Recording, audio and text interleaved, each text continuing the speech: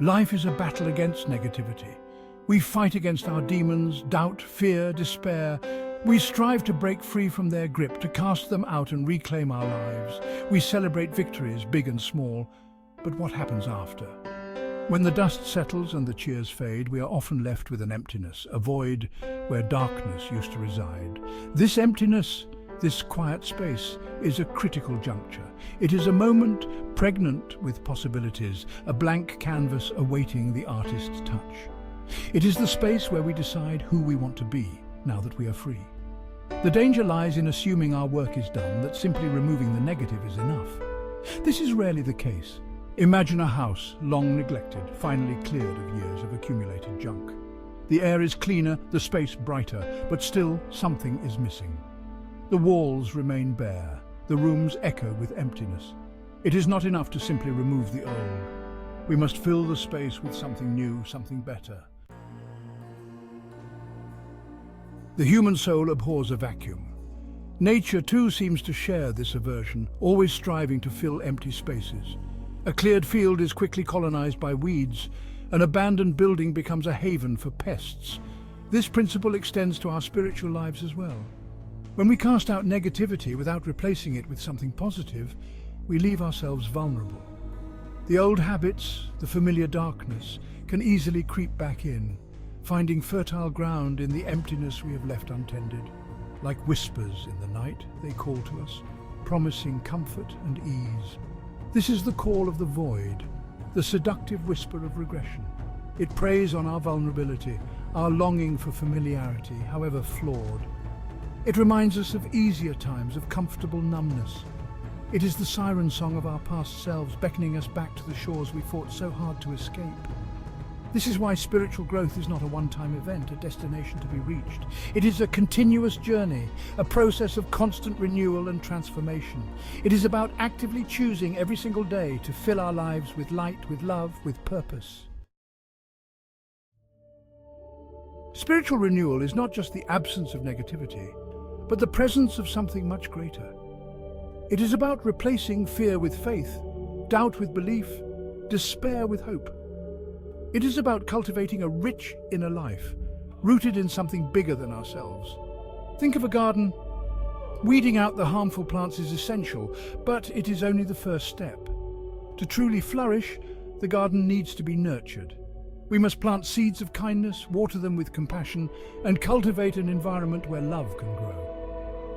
This requires conscious effort, a willingness to confront the emptiness within and fill it with something meaningful.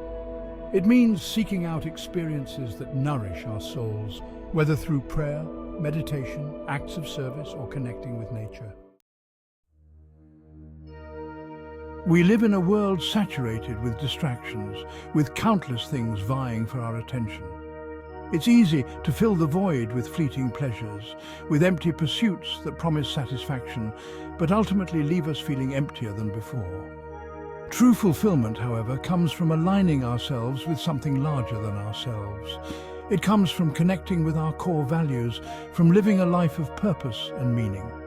It comes from cultivating our relationship with the divine, however we understand that to be.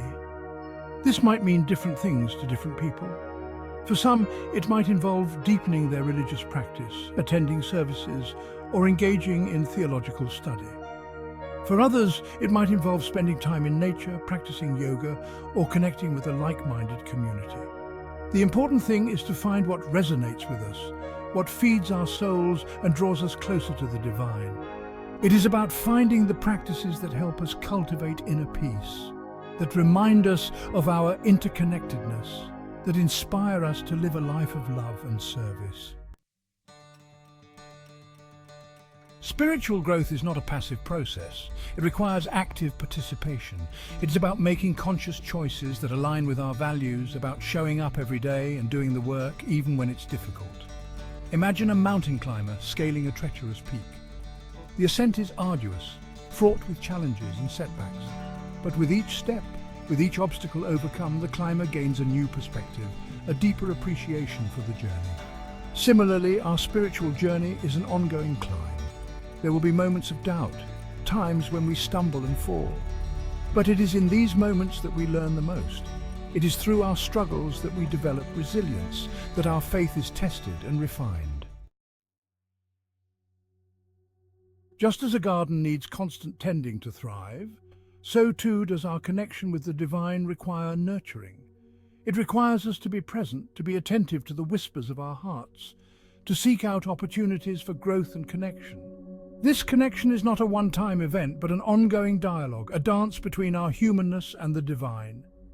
It is through this connection that we draw strength, that we find guidance and inspiration. In the quiet moments of reflection, in the stillness of prayer or meditation, we open ourselves to the possibility of transformation. We create space for the divine to work in our lives, to guide our steps and illuminate our path. The journey of spiritual renewal is a lifelong endeavor, a continual process of letting go and embracing the new. It is about filling the emptiness within with love, with purpose, with a deep and abiding connection to something greater than ourselves.